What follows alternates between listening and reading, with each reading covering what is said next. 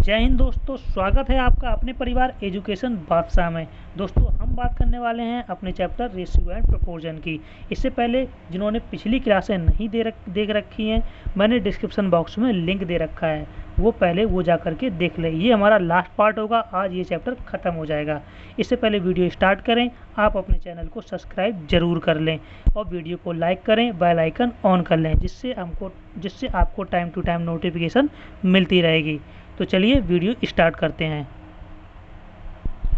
तो दोस्तों आज का हमारा पहला सवाल है, देखिए ये इंग्लिश में है, आपको अगली बार सारे हिंदी में ही मिलेंगे, ठीक है। इसको लगा लीजिए, मैं आपको पढ़ दे रहा हूँ, आपको बता दूंगा, ठीक है दोस्तों। देखिए पहला सवाल है, there are two container of equal capacity, ठीक है।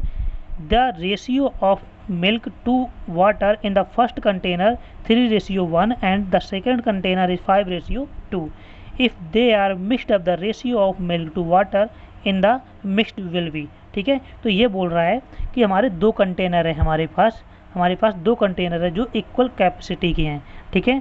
पहले कंटेनर का रेशियो हमारा दे रखा है 3:1 और सेकंड कंटेनर का रेशियो दे रखा है 5:2। फिर आगे उन्होंने पूछा क्या है, if they are mixed up the ratio of milk to the water in the mix will be. अगर दोनों को मिला देते हैं, वाटर और मिल्क को मिला देते हैं तो उनका रेशियो क्या हो जाएगा, ये हमें बताना है, ठीक है। तो देखिए ये सवाल कैसे लगेगा, आसान है लेकिन इम्पोर्टेंट है, ठीक है दोस्तों। तो देखिए पहला जो कंटेनर है उसका रेशियो दे रखा था हमारा, कितना दे रखा है 3 कितना दे रखा है 1, ठीक है दोस्तों। और सेकंड कंटेनर है हमारा, उसका रेशियो दे रखा है 5:2, ये हमें दे रखा है, ठीक है दोस्तों। अब देखिए अगर इसकी बात करें तो ये हमारा कितना हो जाएगा, ये हो जाएगा 4 और ये हो जाएगा हमारा कितना 5 और 2 7, ठीक है, ये हो जाएगा हमारा 7। अब देखिए यहाँ पर इक्वल कैपेसिटी के दे रखा था, लेकिन ये तो इक्वल नहीं है, तो इसको इक्वल हम कर देंगे। ऊपर 7 से मल्टीप्लाई कर दो और नीचे कर दो 4 से मल्टीप्लाई, ठीक है दोस्तों। ये 7 थोड़ा मैं अच्छे से बना दूँ,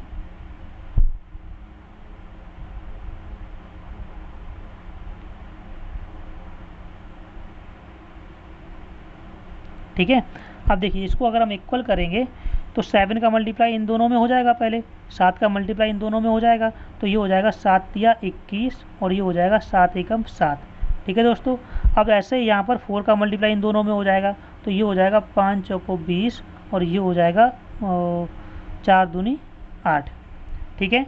अगर इसकी रेशियो की बात करें तो ये हमारा आ गया 41, यानी कि 41 हमारा ये आ गया और ये हो गया हमारा 15, ठीक है। तो हमको यही पूछ रखा है, इन दोनों को जब मिक्स करने पर बना इसका रेशियो क्या हो जाएगा, ठीक है। हमारा 41:15 हमारा राइट आंसर है, ठीक है दोस्तों।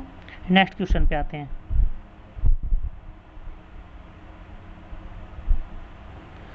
अगला क्वेश्चन दोस्तों हमारा है, एक स्कूल में कक्षा 1, कक्षा 2, कक्षा 3 के बच्चों का अनुपात दिया है 3:5:8, ठीक है। प्रत्येक कक्षा में 15 नए बच्चे आ जाने के बाद नया अनुपात 6:8:11 हो जाता है। शुरुआत में कुल कितने बच्चे थे ये हमें बताना है, ठीक है। देखिए इंपॉर्टेंट क्वेश्चन है दोस्तों, कैसे लगेगा ये। तो देखिए कक्षा 1, कक्षा 2, कक्षा 3 के जो रेशियो दिया हुआ है वो हम पहले लिख लेते हैं, ठीक है। कक्षा 1 और कक्षा 2, कक्षा 3 का जो रेशियो हमारा दिया है वो दिया है 3:5:8, ये दिया हुआ है, ठीक है, 3:5:8, ठीक है। अब बोल रहा है प्रत्येक कक्षा में 15 नए बच्चे और भी आ जाते हैं तो हमारा रेशियो 6:8:11 बन जाता है।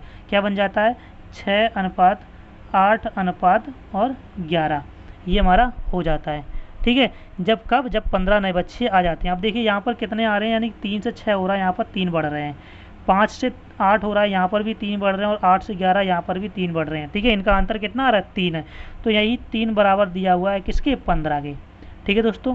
अब देखिए क्या बोल रहा है, शुरुआत में कुल कितने बच्चे थे ये हमें बताना है। देखो शुरुआत में ये टोटल कितने बच्चे हो रहे हैं, ये टोटल हो रहे हैं बच्चे कितने, ये बच्चे हो रहे हैं 16, ठीक है, ये 16 बच्चे हो रहे हैं। तो यहाँ पर अगर हम इसका गुणा करेंगे तो यहाँ पर हो जाएगा 15/3 और गुणा में 16, ये हमारा हो जाएगा। ठीक है, इससे अगर काटेंगे तो ये 5 बार कट गया, इसका मल्टीप्लाई कर देंगे तो ये हो जाएगा 80। ठीक है दोस्तों, ऑप्शन नंबर ए हमारा यहाँ पर बिल्कुल सही हो जाएगा। इंपॉर्टेंट क्वेश्चन था दोस्तों। वीडियो आपको अच्छा लग रहा हो आप वीडियो को लाइक ज़रूर करें, और जो भी भाई बहन हमारे नए हैं वो चैनल को सब्सक्राइब जरूर करें दोस्तों। मैं आपको इसी तरह की अच्छी अच्छी वीडियो लाता रहूँगा। नेक्स्ट क्वेश्चन पे आते हैं। अगला क्वेश्चन दोस्तों हमारा है 710 रुपये को इस प्रकार ABC में बांटा जाता है कि A 40 रुपये ज़्यादा पाता है B से। ठीक है, A 40 रुपये ज़्यादा पाता है B से और C 30 रुपये ज़्यादा पाता है A से। ठीक है, तो A का हिस्सा हमें कितना ये हमें बताना है। ठीक है दोस्तों, इम्पोर्टेंट क्वेश्चन है। कैसे लगेगा देखिए, यहाँ पर ABC हम लिख लेते हैं, ABC हो गया। ठीक है, अब देखिए यहाँ बात कर रहा है A 40 रुपये ज़्यादा पाता है B से और C 30 रुपये ज़्यादा पाता है A से। ठीक है, हमें तो B का अभी पता नहीं है ना, तो B को हम X मान लेते हैं। ठीक है, तो A ज़्यादा पा रहा है ना 40 रुपये B से, तो ठीक है, तो A की वैल्यू कितनी आ गई, X प्लस में 40। ये बात समझ में आई आपको।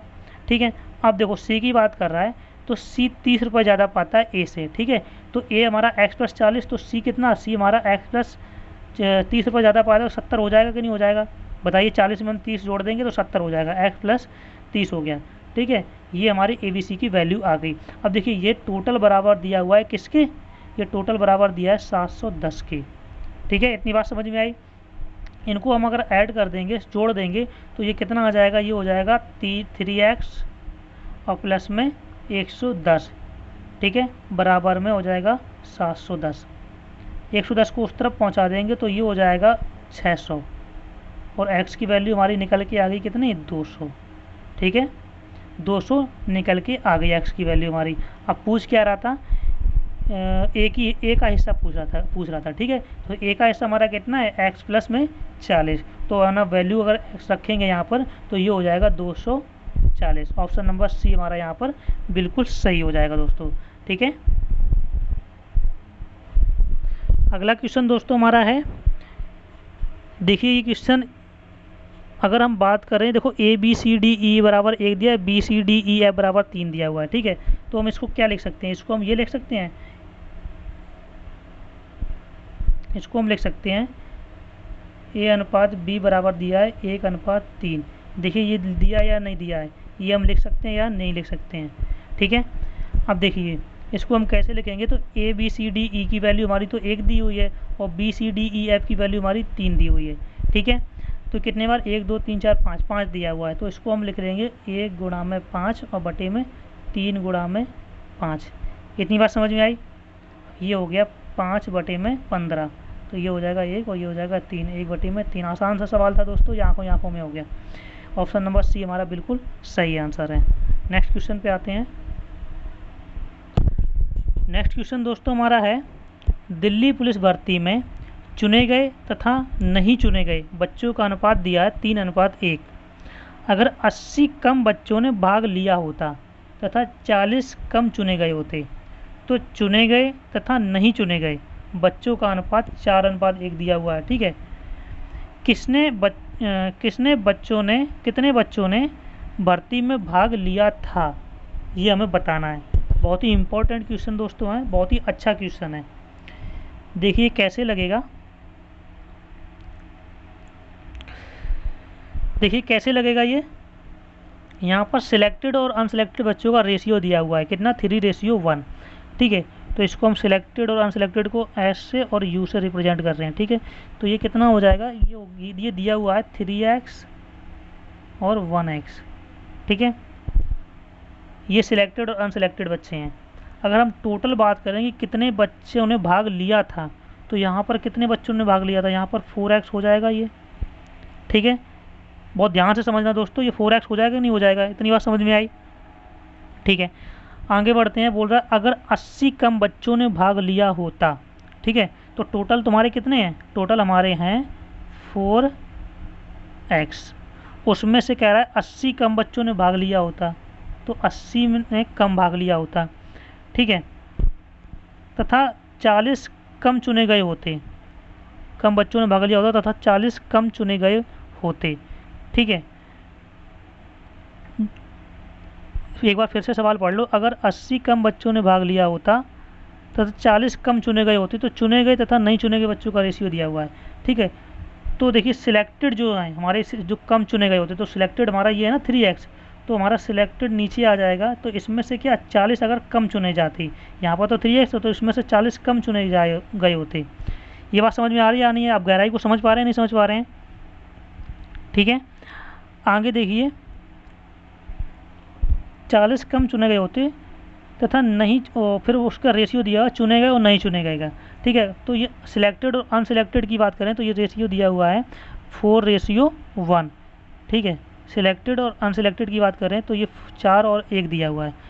इसका अगर टोटल की बात करें तो ये 5 हो जाएंगे यहाँ पर। ठीक है, सिलेक्टेड जो अनसिलेक्टेड की है ये टोटल 5 हो जाएंगे यहाँ पर। तो ये हमारा टोटल वाला यही तो दिया हुआ है, तो टोटल ये बराबर हो जाएगा 5 और बटे में ये वो हैं जो सिलेक्ट हुए हैं। और यहाँ पर सिलेक्ट कितने हो रहे हैं हमारे, यहाँ पर सिलेक्ट हमारे 4 हो रहे हैं। ठीक है, तो अपॉन में यहाँ पे 4 आ जाएगा। ये बात समझ में आई आपको, नहीं आई? ठीक है, यहाँ से इक्वेशन बन जाएगी हमारी, ये इंपॉर्टेंट था।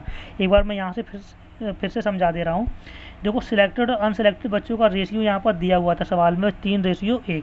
ठीक है, तो यहाँ टोटल हमने बच्चे 4x हो गए यहाँ पर। उसमें से कह रखा है कि 80 बच्चों ने भाग लिया, कम लिया होता। ठीक है, तो यहाँ पर टोटल में से 80 हमने घटा दिए और उसमें से सिलेक्ट हमारे 3x हुए थे और उसमें से कह रहा है कि 40 कम चुने जाते, तो यहाँ पर 3x में से 40 को घटा दिया। तो चुने गए और नहीं चुने गए बच्चों का रेशियो दिया हुआ है। तो देखो चुने गए और नहीं चुने गए रेशियो का बच्चों 4:1 था इनका अनुपात। तो ये टोटल हो गया 5 हमारा, और टोटल वाली संख्या ही तो हम ऊपर लिख रहे हैं। तो यहाँ पर ये 5 हो जाएगा और बटे में जो चुने गए हैं ये सिलेक्टेड बच्चे हैं उनमें से सिलेक्टेड यहाँ पर 4 हैं, तो बटे में यहाँ पर 4 हो जाएगा। ये बात समझ में आई आपको? ठीक है, ये बात समझ में आ रही है आपको? अब देखिए यहाँ पर क्रॉस मल्टीप्लाई करेंगे, इसका गुणा करेंगे तो ये कितना हो जाएगा, ये हो जाएगा 4 चौको 16x। ठीक है, और ये हो जाएगा माइनस के 8 चौको 32 320, और बराबर में ये हो जाएगा 5 या 15x और माइनस के ये हो जाएगा 4 पंचे 20 200। ये बात समझ में आई आपको? ठीक है, अगर यहाँ से x की वैल्यू निकालेंगे तो यहाँ पे 15 इस तरफ आ जाएगा, x बराबर ये हो जाएगा वहाँ प्लस में पहुँच जाएगा, तो ये हो जाएगा 120 बचेगा वहाँ पर। ठीक है, x की वैल्यू हमें पता चल गई 120। देखो पूछ क्या रखा था, कितने बच्चों ने भर्ती में भाग लिया, ये सिलेक्टेड यानी कि टोटल बच्चों का पूछ रखा। टोटल बच्चे हमारे कितने थे, 4x थे यहाँ पर, तो 4x की जगह 120 रखेंगे, यानी कि 120 का गुणा 4 से करेंगे तो हमारा आंसर आ जाएगा 480। ठीक है, 480 हमारा बिल्कुल सही आंसर हो जाएगा। बहुत अच्छा सवाल था दोस्तों। तो देखिए आगे देखते हैं। तो चलिए दोस्तों, हमारा चैप्टर रेशियो एंड प्रोपोर्शन ख़त्म होता है। अब आपको आगे कौन सा चैप्टर पढ़ना है आप कमेंट बॉक्स में ज़रूर बताएं, और वीडियो अच्छी लगी हो तो वीडियो को लाइक करें, चैनल को सब्सक्राइब करें और अपने दोस्तों तक शेयर ज़रूर करें। तब तक के लिए थैंक्स फॉर वॉचिंग।